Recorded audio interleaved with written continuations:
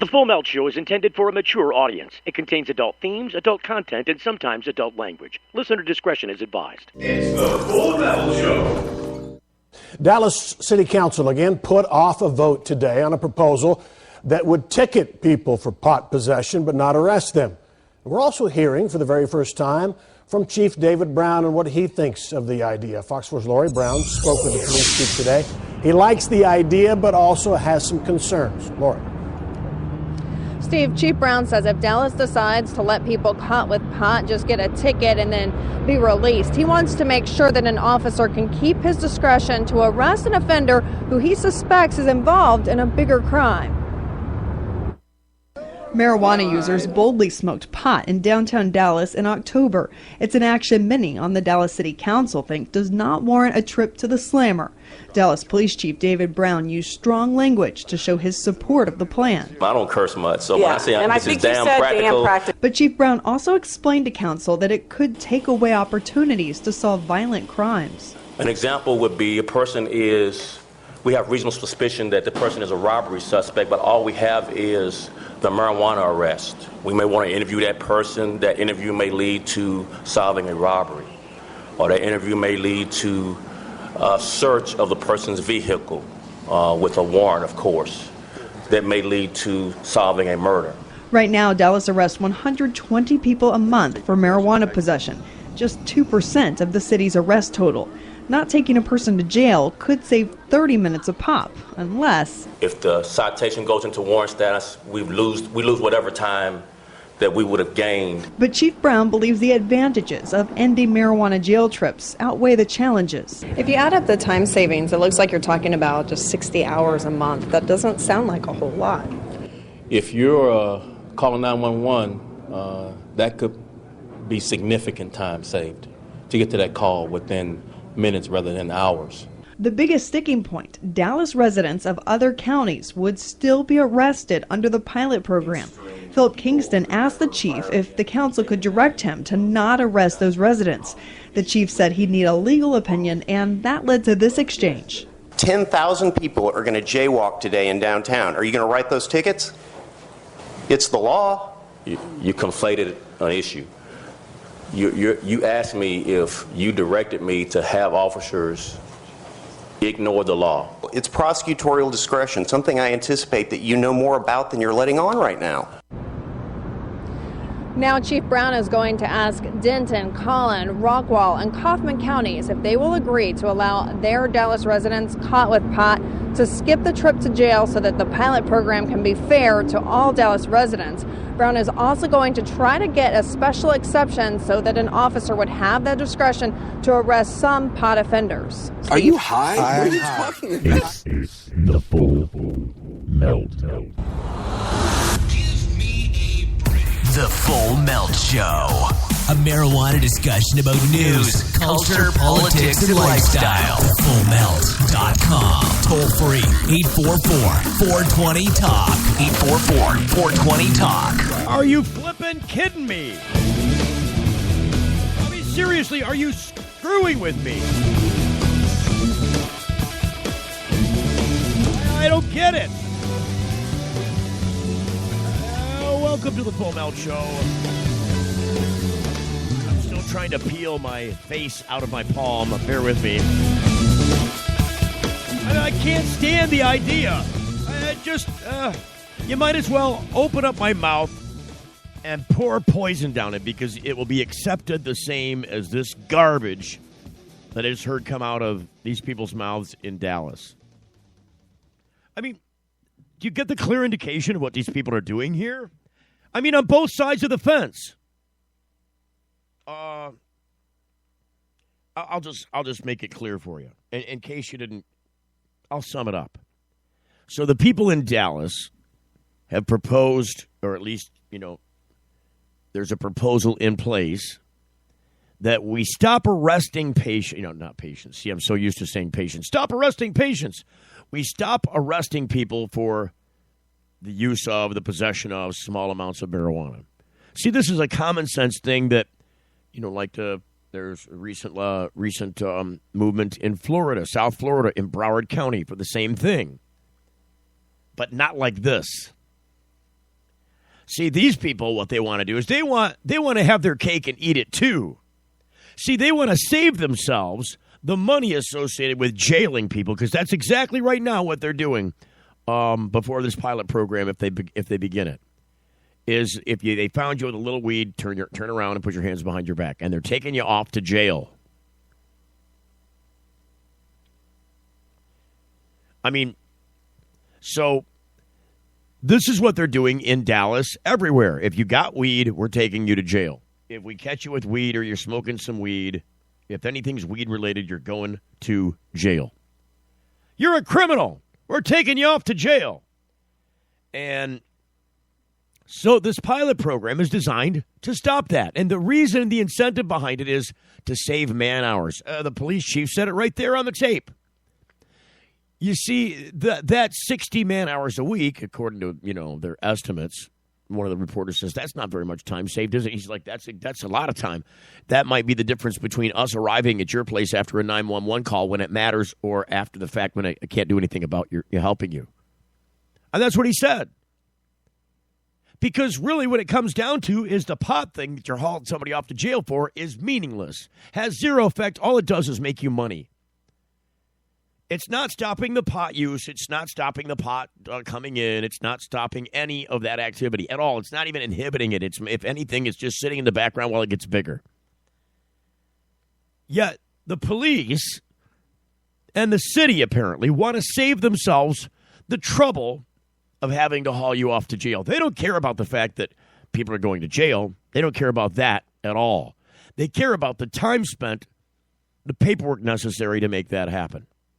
And then, the man hours involved in booking you and, charging you and taking your fingerprints and incarcerating you until you post bond or until you get in front of a judge, however it works. They want to save themselves. They're lazy. They want to save themselves that because, like I said, they don't give a crap about you being in jail. In jail, out of jail, we don't care. What it comes down to is we need the money. Yeah, that's why they're not saying anything about not writing a ticket. That's why they're not saying anything about not making you show up in court. That's why they're not saying that we're not going to put a warrant out for you. All those things are still true. They're just not going to take you off to jail.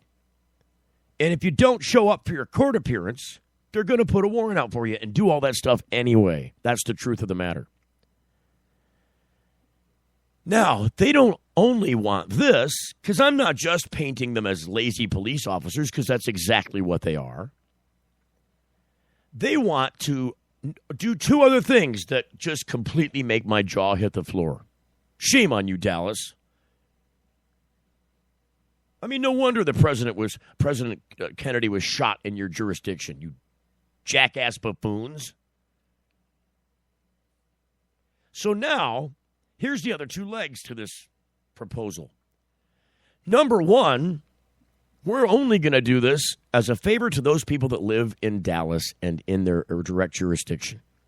If you happen to be from outside of Dallas, anywhere else, and you're in Dallas and you get caught with your little, gram of weed, or you're smoking a doobie out behind the dumpster, they're still going to take you to jail. See your buddy doing exactly the same thing, standing right next to you, committing the quote-unquote same crime, caught red-handed together. Your buddy lives in Dallas, so he's just getting a ticket. You, however, you're from a different place. You're not from here, boy. Spin around, put your hands behind your back. Now tell me how that's not a violation of the Equal Protection Clause. Tell me how that's constitutional. One guy lives here, he gets a ticket. The other guy doesn't live here, he gets to go to jail.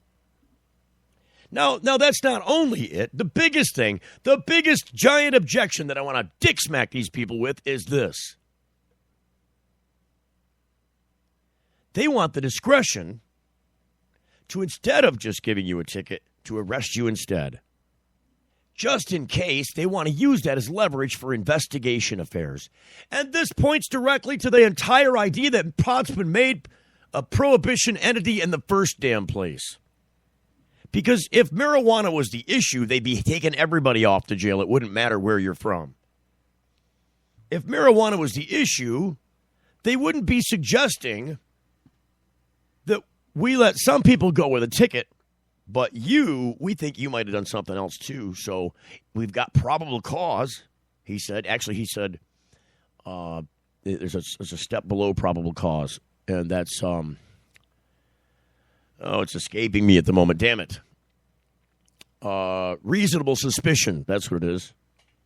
See, that's a step below probable cause. Probable cause, they need to get a warrant. Reasonable suspicion is their ability to arrest, right? So if they have reasonable suspicion that you might be involved in some other crime, they want to use your pot crime so that they can jail you and interrogate you about potentially other crimes. See, they want to use that as an ability to oppress your civil rights, to keep you in a position so that they can have their thumb on top of you. And that points directly to the entire reason that marijuana has been prohibited in the first place, because it's a method of control. It's an ability for the police to circumvent your civil rights by saying, because of your possession or use of a substance, now we have further reason to dig into you deeper. And that's not what jurisprudence in this country was ever supposed to be. Look, if you've got reasonable suspicion that you were involved in, say, a burglary or some other crime, then you've got everything you need right there to arrest that person under that reasonable suspicion. You only got 72 hours to charge them, but see, they would like to not have to deal with that 72-hour charge ding. They would rather haul you off to jail over your weed and say, we don't need to release you in 72 hours because we got you on the weed bust, you see. But only if they think you might have been involved in something else. What's to say that they don't think everybody might have been involved in something else? See, they want to pick and choose. Right now, they're running around cherry-picking these pot crimes in the first place because they're nonviolent crimes. There are situations where people are willing to work with people. Like, oh, you caught me with my pot. How can I help you? What do I got to do? These are not criminals in the eyes of society. They're just not. I don't care if they were growing it, if they were using it, if they were smoking it, if they were stuffing it up their butt. If they were doing that with tomatoes, you wouldn't care.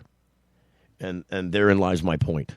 You cannot have police and law enforcement officers, prosecutors, basically standing on the position of the fence. You can't say on one side, this is not so important that it requires our time to jail you. But on the other side, say, just in case we want to hold you, just in case we want to interrogate you and violate your civil rights, we need the pot thing in order to have that control.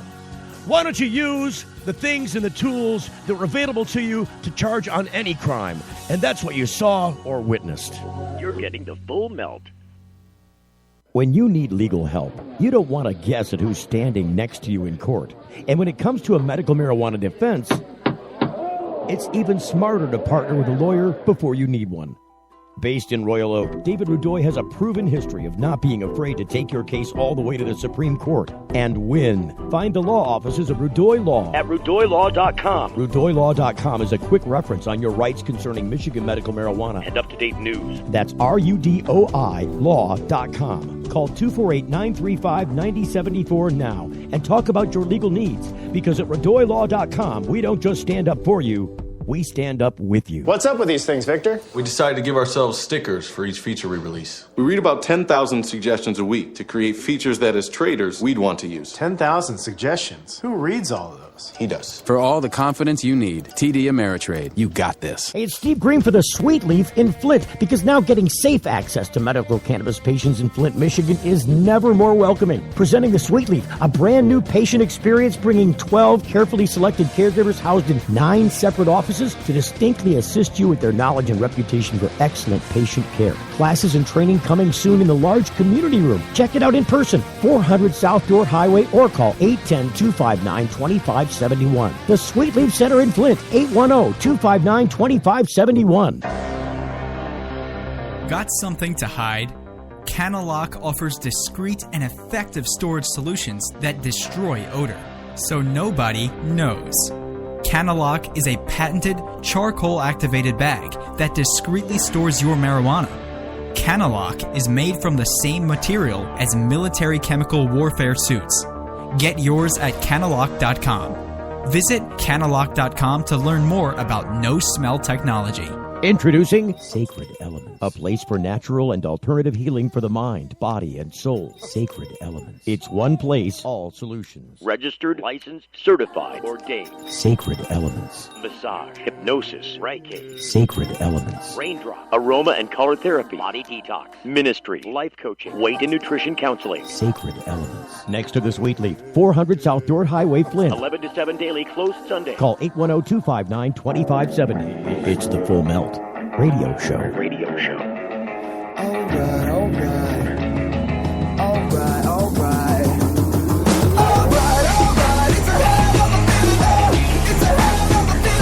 All right, so we're back. And Spitfire mad, I'm just telling you. Sometimes the police are stupid enough, and believe me, police are very stupid for the most part, police are not very smart. And I'm not just making that as a broad brush generalization. Police are purposely picked for their lack of IQ. If you score too high on a police test, you're not going to become a policeman. You don't believe me? You think that I'm full of crap on that point? I'll tell you what the deal is. Training a police officer is extremely expensive. It requires a lot of money. I mean, you've got to put them through the entire police academy, right?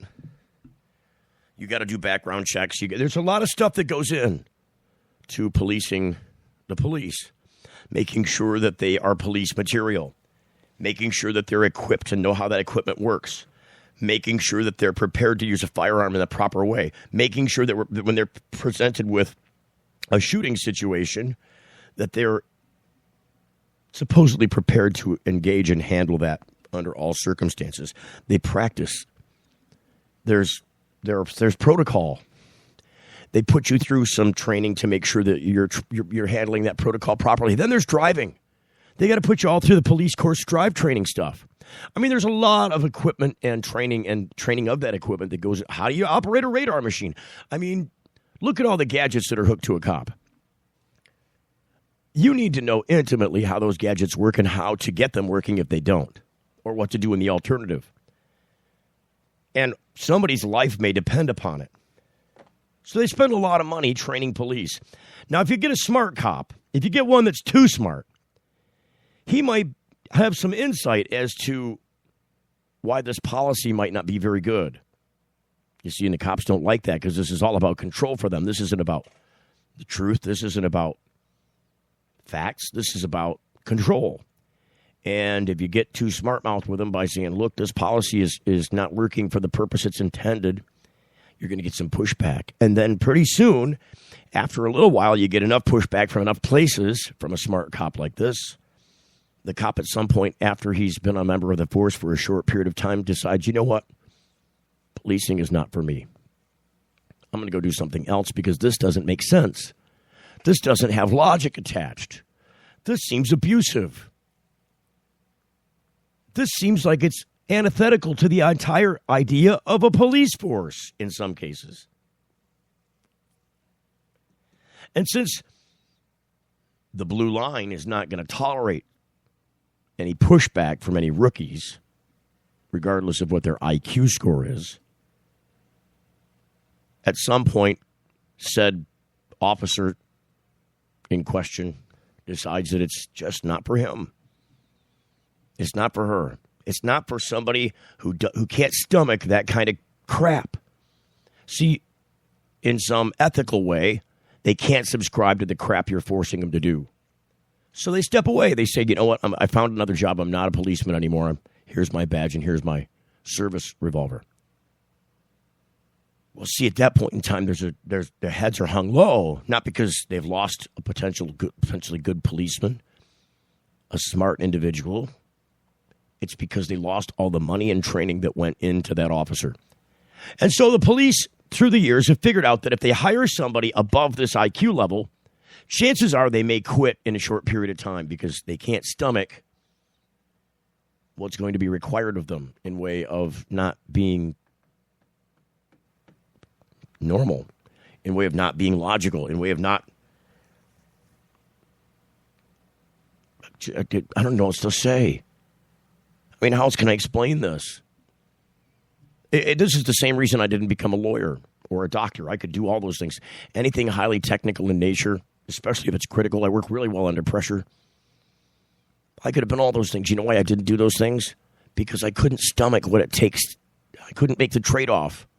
I couldn't say in an instance where I knew, let's say, take the example of being a lawyer, where I knew that the client that I'm representing was guilty. I just knew everything about this. Maybe by his own. Look, if you're an attorney and a client comes in and admits to you a crime and then you want him to mount a defense for you, technically he can't do it because you've already admitted to the lawyer that you've committed the crime. See, he's got an obligation as an officer of the court to inform the court of this information in some form or manner. You can't go to an attorney and say, I did this, now defend me. Help me tell the court that I didn't do this, that I'm innocent. If you go out and you kill somebody and then you go to an attorney and said, hey, I murdered my best friend and I want you to mount my defense. Guess what that attorney's going to likely tell you? Go find another attorney, and this time don't tell him you did it. Because now I can't represent you. There are other attorneys that will turn their head. Like, I'm going to pretend, this is greed gets in the way. I'm going to pretend I didn't hear you say that. Really? So you're just going to turn the other cheek now because he's going to hand you money and have you mount a defense anyways, even though you know he's guilty, or she. It's this kind of trade-off that I couldn't tolerate. There's other stuff where, attorney-client privilege, it's limited. I mean, again, the attorney-client privilege is only limited to when you discover that there's, that your client is a criminal. I mean, if you discover that the person you're trying to mount a defense for is actually guilty, you've cut the game short. Yeah, he's supposed to be a representative, but he's also an officer of the court. And he can't know the truth of the matter and tell everybody else that you're not guilty. There are certain attorney-client privileges that I would have a hard time abiding by. And because I couldn't handle the ethical responsibility, or maybe the unethical responsibility that some of these positions require, I chose not to take those professions up, despite my propensity for the technical savvy necessary to make it happen. Just because I can do it and do it easily and do it well doesn't necessarily mean I should do it. So it bothers me greatly when people manipulate the system for their own benefit and not for the intended benefit of the community at large. We're talking about government policy here. We're talking about things that affect everybody in that jurisdiction, or in many jurisdictions, depending on the situation you're talking about.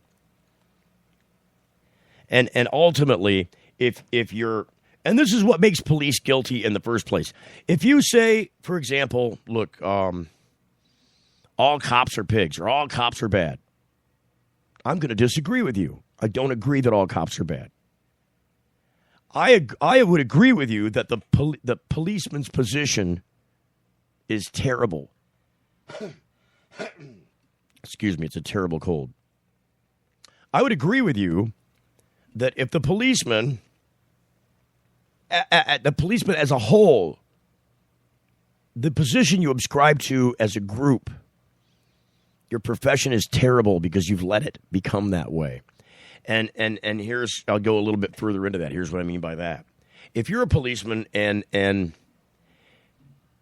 you're a good guy, right? You don't really beat up on people. You don't abuse your authority. You try and enforce the law. I mean, you're standing within the bounds of everything. You're just not beating up on people because you can, which many police will do.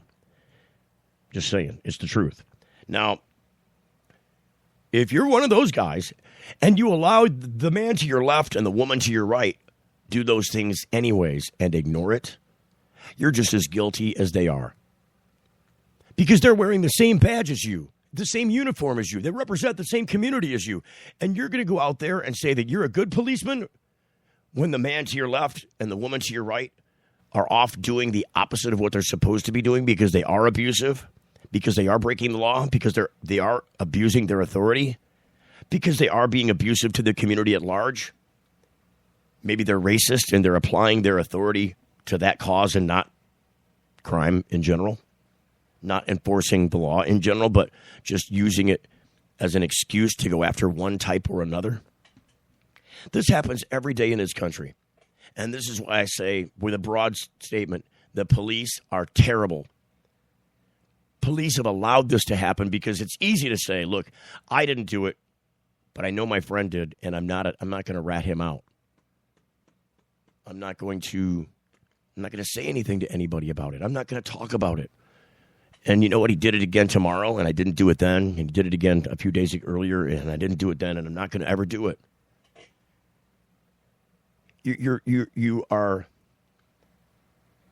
in conspiracy with that person or persons, with your own comrades, with your own counterparts. You're in conspiracy with them by not look. If that officer was a regular citizen and he did the same thing, you'd be arresting them for breaking the law.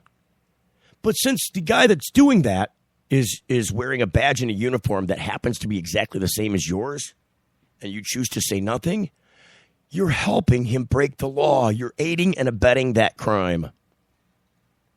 And so, as a general rule, police as a whole, as a group, almost as a primary unwritten rule of being a member of a police force, you're going to stick to that thin blue line.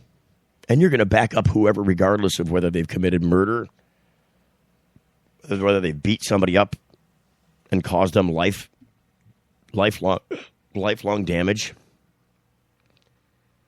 lifelong irreparable injury, or even just a long-term recovery from your abuse. And not to mention the families that have to deal with that tragedy, whether it's a death or the long-term rehabilitation in a physical way of somebody that you've abused your authority with unnecessarily. Look, abuse is, whether it's necessary or unnecessary, is still abuse, isn't it? It wouldn't be abuse if it was necessary. So all I'm saying is that if you're a member of a law enforcement agency and you allow this kind of thing to go on and you're knowing of it, you're just as guilty as the person that you're turning your cheek on. I mean, you are aiding and abetting their abuse. You are aiding and abetting their going beyond the bounds of their authority. And this is why the police as a whole have this terrible reputation, because they've subscribed to that oath above the oath to protect and serve the citizens of their community. So they hold that rule in higher esteem than the one that they are principally charged with doing in their job in the first place. And it seems like, here's another example. You know, I'm stepping off. It's going to follow with me on this storyline, though, because the example is congruent. The example is synonymous. The example is exactly the same, just in a different form. It's just funny that it has to do with marijuana. So you've got the marijuana situation with the NFL, right? I mean, these guys are complicit in allowing them, through policy, to use marijuana and through the entire football season. Because you know, in fact, after having surveyed your own team members and after having talked to all your employees, it is factual that you would not be able to field an NFL team if you did not allow them the use of cannabis during the season. Maybe even shortly before they got on the field. You see what I'm saying here? The policy is there because it's politically correct, right? It stands behind all the other principles you have in place as a nonprofit sports authority, as a team, as a league. But you couldn't do any of that if you didn't violate the policy in place, or at least make it really easy to do. And that's what they do with the NFL. In the NFL, there's one particular day that's well known. I believe it's the 20th of April, if I'm not mistaken. Don't quote me on that, but it may well be. It's before the season starts. It's when the season's called back from practice after the previous season ended. While they're all in training, they all together go in and they do their piss testing. All of them. They do their drug testing, whether it's urine or otherwise. If you test negative for cannabis or any drugs during that screen, you don't have to take another test until the next year on the same day. Now, how many people do you think stop using cannabis 30 days, maybe 45 days ahead of, even if you're a heavy cannabis smoker, like every day, daily use, heavy daily use with very potent cannabinoids? 45 days, and there's a guarantee that you're not going to have a trace of metabolite left in your system. Especially with the way that these guys train and work out. There's nothing left in their fat because they're burning it off. THC is fat soluble. It'll sit in your fat cells, and you work off the fat cells, and guess what's coming back? The THC and the metabolites. So the NFL has a policy in place that lets them function while also being politically correct, and they're not standing by changing any of that, despite the fact that it would help a principal problem with CTE, brain injury. They know that this is being helped there. This is one of the reasons why they're allowing it to be going. We're turning our heads. We know you guys are over there smoking some weed. We don't know anything about it. All we know is about your drug test, and you're a valuable quarterback to our team. We're not gonna play footsies with you on this. This is the same thing that police are doing. It's the same thing. We know that these guys are abusing their authority. We know that this is going on. We're not doing it ourselves so we can feel clean of conscience. It's just an excuse to let it go on at the hand of somebody else with the same authority and badge. It's not something you can let persist. NFL needs to correct their situation, especially regarding medical cannabis. And if you're going to test everybody for cannabis, you better do it blindly, and you better do it across the board.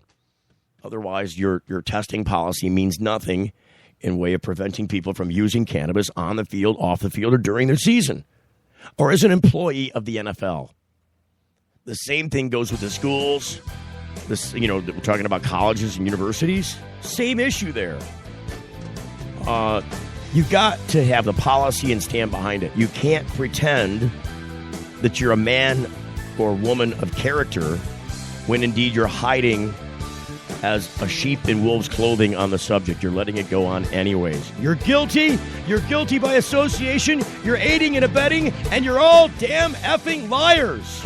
You're getting the full melt. What's up with these things, Victor? We decided to give ourselves stickers for each feature we release. We read about 10,000 suggestions a week to create features that, as traders, we'd want to use. 10,000 suggestions? Who reads all of those? He does. For all the confidence you need, TD Ameritrade. You got this. At book club, they were asking me what you're doing now, Janice. Blogging. Your blog is just pictures of you in a mirror. It's called a fashion blog, Todd. Well, I've been helping people save money with Progressive's discounts. Flo, can you get Janice a job? You should have stuck to softball. I was so much better at softball than Jan is dead. Where's your wife, Todd? Vacation. Discounts like homeowners, multi-policy. I got a discount on this ham. I've got the meat sweats. It's good ham, Diane. Paperless discounts. Give it a rest, Flo. Yeah, Flo, give it a rest. We asked people to tell us something that happened in their past and something that might happen in their future. The good things were put on yellow magnets and the bad ones on blue. The results show the past was a pretty even mix of good and bad, yet the future was almost all good things.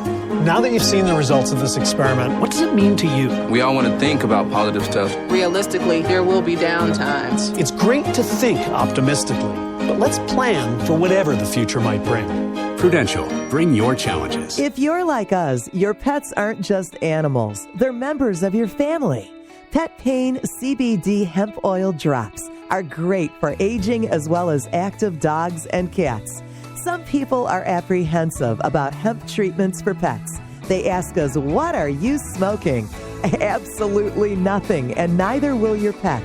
Like other hemp-based products for humans, the allure is all of the benefits of cannabis without any of the high. The CBD oil has shown to rejuvenate the bones, joints, brain, stomach, eyes, and heart. And the drops contain absolutely no corn, wheat, soy, artificial colors and flavors, or preservatives.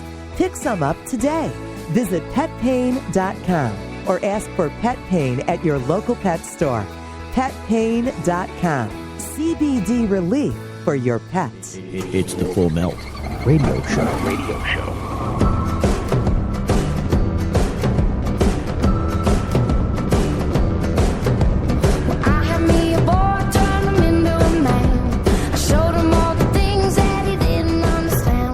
to listen to the Full Melt Show. You can get us Monday through Friday, 7 until 8 p.m. Eastern Daylight Time. Today we're on the air about an hour late because we had a computer failure. Our broadcast computer went kaplunk. After a little geek squatting of my own. Took me about an hour to fix it all up, but we got it going, and so that's the important thing there, I think. That's we got up. Can you get it up?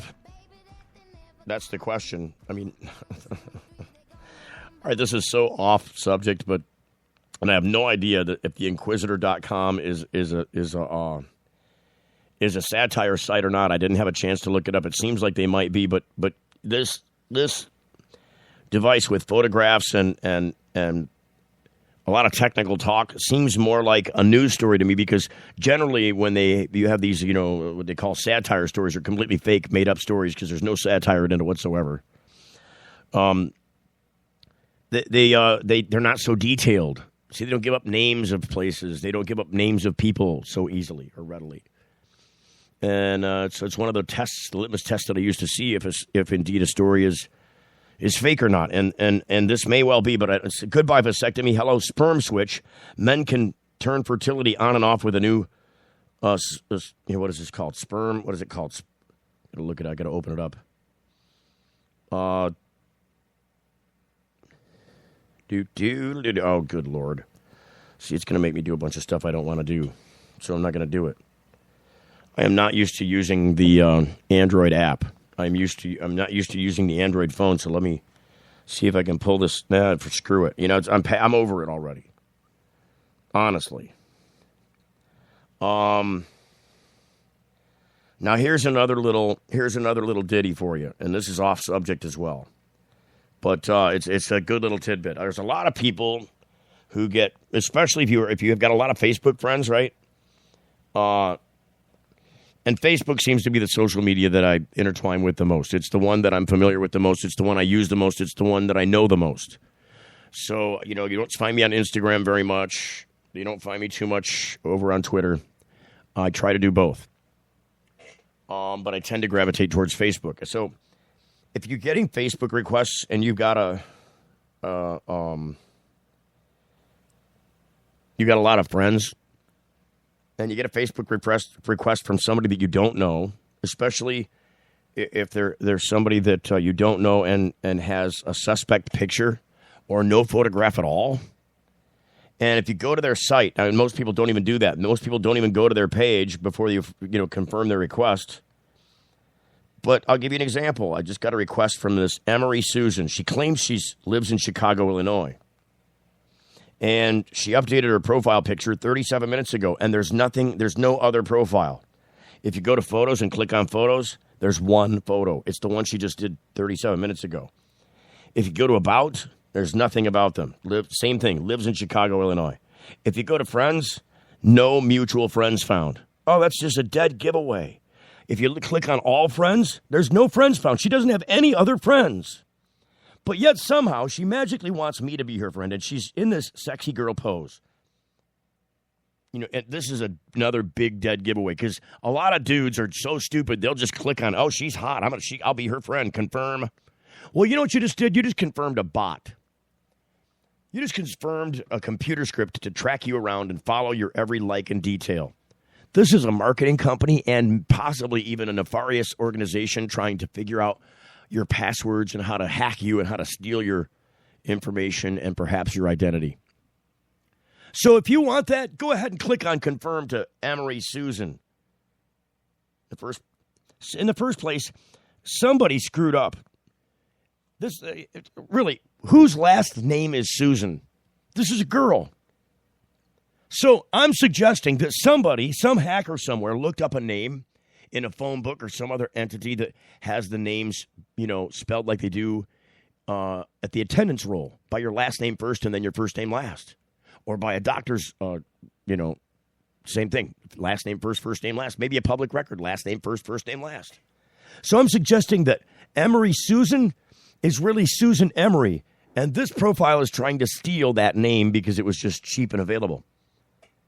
But don't ever friend these. In fact, so I'm going to delete the request, and then I'm going to report it to Facebook right now as report this account.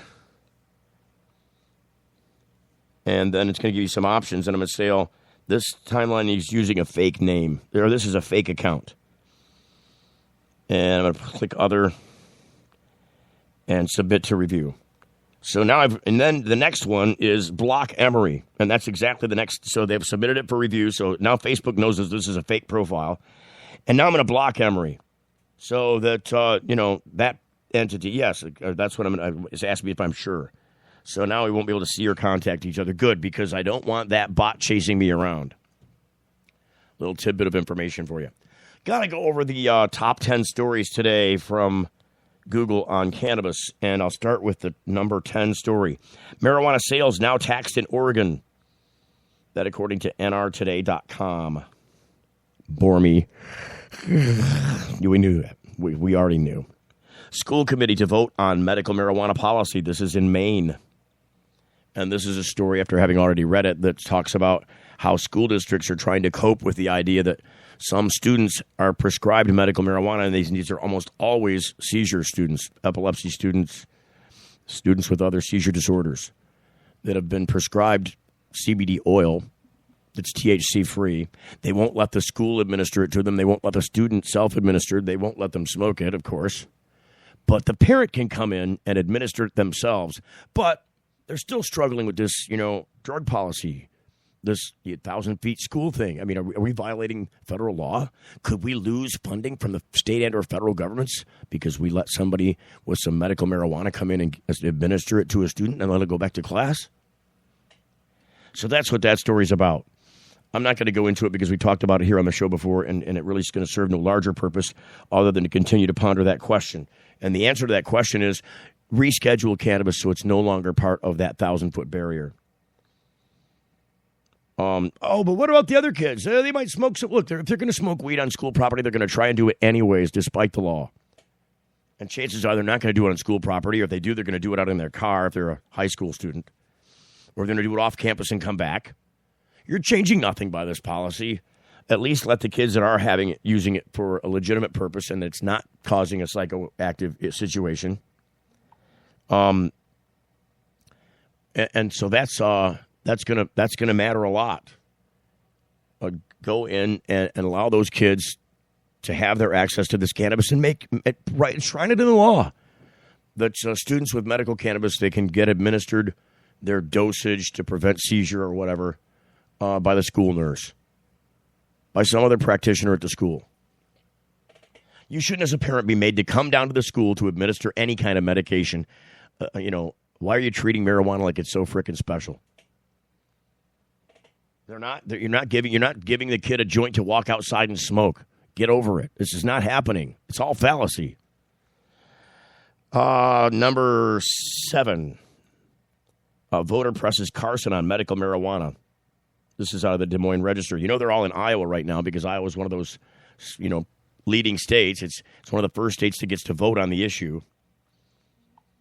So they're out there and pressing, and so a voter presses Carson on medical marijuana. That's probably the story that I'll open up after I get done reading you number 6 through number 1. Dallas police chief supports medical site and release policy. You've already heard me, opine about that a lot, so I'm going to move on.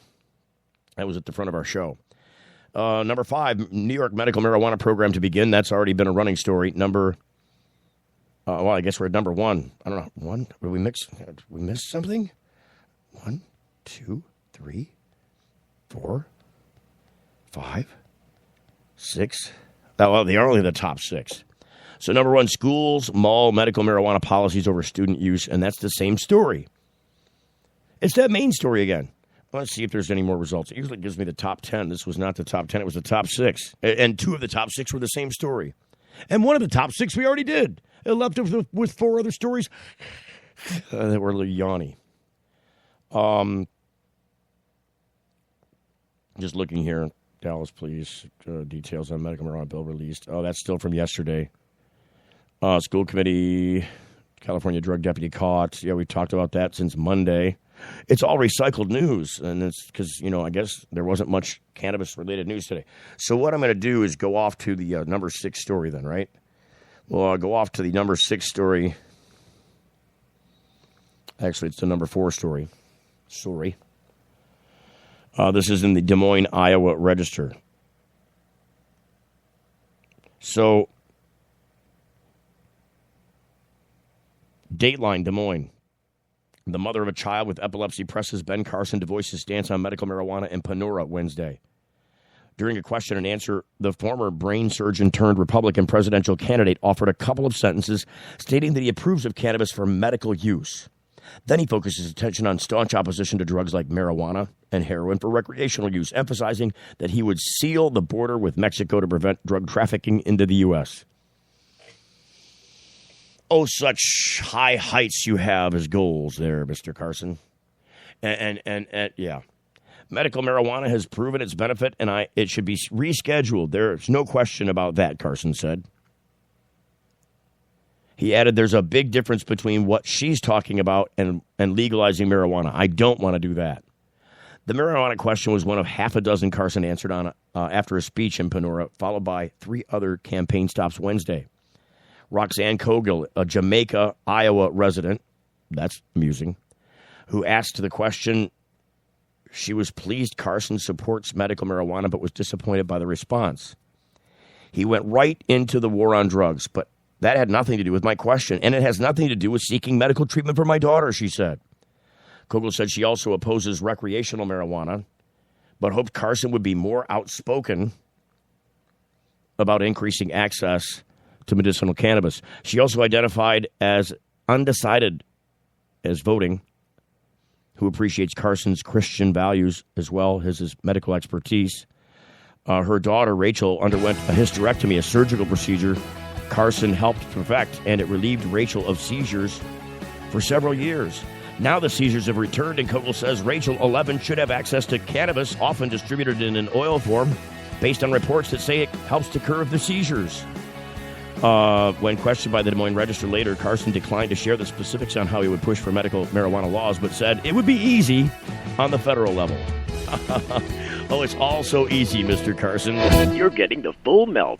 Promotional consideration provided by NoSmell.com, pioneering the storage market for cannabis users. The NoSmell patented bag technology offers users 100% smell-proof detection from even the most sophisticated of noses.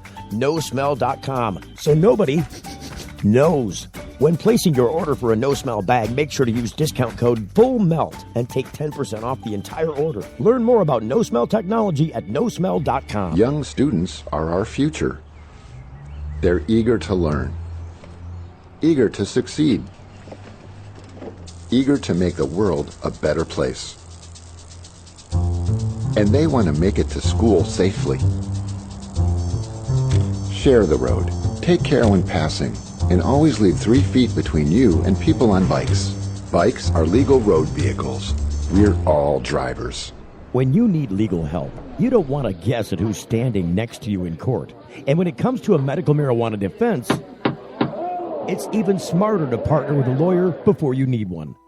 Based in Royal Oak, David Rudoy has a proven history of not being afraid to take your case all the way to the Supreme Court and win. Find the law offices of Rudoy Law at RudoyLaw.com. RudoyLaw.com is a quick reference on your rights concerning Michigan medical marijuana and up-to-date news. That's RUDOI Law.com. Call 248-935-9074 now and talk about your legal needs, because at RudoyLaw.com, we don't just stand up for you, we stand up with you. If you're like us, your pets aren't just animals. They're members of your family. Pet Pain CBD hemp oil drops are great for aging as well as active dogs and cats. Some people are apprehensive about hemp treatments for pets. They ask us, what are you smoking? Absolutely nothing, and neither will your pet. Like other hemp-based products for humans, the allure is all of the benefits of cannabis without any of the high. The CBD oil has shown to rejuvenate the bones, joints, brain, stomach, eyes, and heart. And the drops contain absolutely no corn, wheat, soy, artificial colors and flavors, or preservatives. Pick some up today. Visit petpain.com or ask for Pet Pain at your local pet store. Petpain.com. CBD relief for your pets. Hey, it's Steve Green for the Sweet Leaf in Flint, because now getting safe access to medical cannabis patients in Flint, Michigan is never more welcoming. Presenting the Sweet Leaf, a brand new patient experience bringing 12 carefully selected caregivers housed in 9 separate offices to distinctly assist you with their knowledge and reputation for excellent patient care. Classes and training coming soon in the large community room. Check it out in person, 400 South Door Highway, or call 810-259-2571. The Sweet Leaf Center in Flint, 810-259-2571. It's the Full Melt Radio Show. Radio show. All right, we're already out of time for the program tonight. Less than 10 minutes left of the show. Look, I wanted to give you an update on the mobile apps. So, if you're unfamiliar, there is a brand new Android mobile app out for the show. There is a paired iOS app for your Apple device, but it is not released yet. We're still waiting for it to get published in the App Store. If you've got an Android device and you'd like to receive the show or listen to the show, have access to the show in an easy format, where you just touch one button and bam, there's the whole show. There's us live, and then everything below it is all the stuff we've did in past days. We're on 5 days a week, all year long, and sometimes more. So if we have a tremendous amount of content. It's really easy to find. If you want to get the Android app, go to the Google Play Store and search for The Full Melt Show. The Full Melt Show. You'll see the Full Melt logo with the dripping, the Full Melt sign. And just download it. Just download it and open it right up. It's a simple thing. It doesn't crash. And I'm sure that you will enjoy that as a feature. This is a temporary stop. But by the way, the iOS app, as a part of our further update, it's progressing through the system. It should be up in the next few days. I'm going to count on it by next Monday. I'm pretty sure that it'll likely get listed on Sunday. That's my best guess. I'll get tomorrow and then Saturday and Sunday. I'm hoping that by Monday, by showtime on Monday, the iOS app should be up and available for download. I'm looking forward to that because I've got both devices, but I prefer the iOS device. I prefer my Apple device. The Full Melt Show. Look for it in the Google Play Store. Download it. We should be incorporating some links on the website, but I'm not going to have the web developer do that until the iOS app is available. They can make one fell swoop and kill 2 birds with one stone. I said it. Wanted to give a shout out to my friend Jamie Lowell. Jamie's with the Third Coast Medical Marijuana Dispensary in Ypsilanti at 19 North Hamilton. His father recently passed, and we're just going through the funeral. And so, my condolences to Jamie and his family. Our thoughts are with Mr. Lowell. And if you haven't had a chance to express or extend your condolences, please go on his Facebook page and do so. I know they are up there now in the northern Michigan area, surrounded in his father's spirit and singing around a table full of food and other probable adult libations. So then I also wanted to give a shout out to the guys out at the Herbal Center in Flint. They're having a great gathering out there tonight. Kirk Reed, Jay Budd, all those guys hanging out at the Herbal Center, a fine medical marijuana dispensary in the Flint area. Go check them out. So done with the shout-outs for the night. I don't like doing something called shout-out. I just want to do something called Up in the Shrub. I'm stealing that from Rudy DeSantis, who's formerly with the Dominski and Doyle show. He used to do this thing, and I think for a little while he did it. It's called Up in the Shrub, and he'd have people come up on the air and talk. They were just shout-outs. All right, get ready, good deal, go up in the shrub. And they come on and start doing shout-outs to their friends being up in the shrub. I have no idea what any of that is supposed to mean, but it is funny.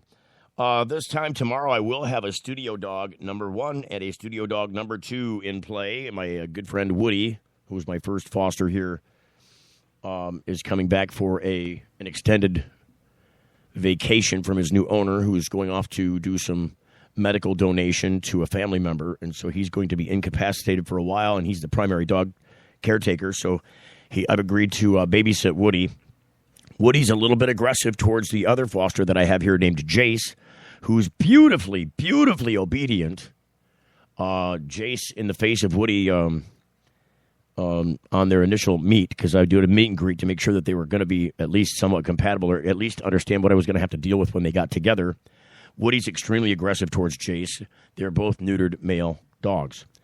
Woody's somewhat bigger, a lot bigger, and he's also stronger in breed. He's got less mix in him. Jace is mixed with another large breed dog, but I don't know which ones. So, but he's also got a little birth defect, and so there's a lot of challenge coming. This time tomorrow, there will be 2 studio dogs, and I may be prying them apart on the air. I'm not sure. So be ready for that. I started talking about these mobile apps, and let me give you the other shoe on that. I gave you only one shoe. The other shoe is this. These are temporary in design. You're perfectly welcome to allow to download them and use them at your whim. It's not going to cost you anything. They are free to download and use. There are no upcharges. You won't be asked to purchase anything. There's no in-app purchases inside of these applications.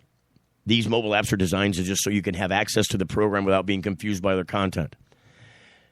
Now, that being said, these are just a stopgap measure to a release that's coming up in the next 3 months of our long, hard worked for mobile apps. These are much more broad in application. It won't be just our show available on these apps, but also some other content from other providers that we've invited onto the app because they don't have a mobile app solution. Look, mobile platform distribution is expensive to develop in. Goodness knows I've only spent a lot of money and time over the past almost 3 years now developing this app on and off as we could afford it. And so the apps that are going to be coming out to replace these in the next couple of months will have a couple of things. Like I said, there will be other providers on there that are just cannabis shows. They will be producing live content, or they won't be invited on the show. This is not a podcast thing. There will be podcasts of the former live shows available from all those producers. So when they get off the air live, or even while they're on the air live, you could go listen to other stuff that they've done before. But they do live content. And they will have an ability, and you'll have the ability to give them permission to send you push notifications. So if you listen to Show X, Cannabis Show X, it's not my show. There is no Cannabis Show X. This is just a variable example. You listen to Cannabis Show X, and you're listening to it on the application that we've built, the Wax app, which is coming, like I said, to replace these other 2 temporary apps, these stopgap apps. If you allow Cannabis Show X to send you push notifications, you will get push notifications from Cannabis Show X when they choose to send them. Now, the feature is designed so that when Cannabis Show X goes on the air, they can alert you to, hey, we're on the air, and here's what we're doing. Hey, we got this contest going on, or hey, this is cool content. Hey, this is a subject that everybody's talking about. Come and join us. You tap the little push notification. It opens up the app right to the place where you're trying to go and plays that content for you. You would not receive pushes from any show that you didn't ask to receive a push notification from.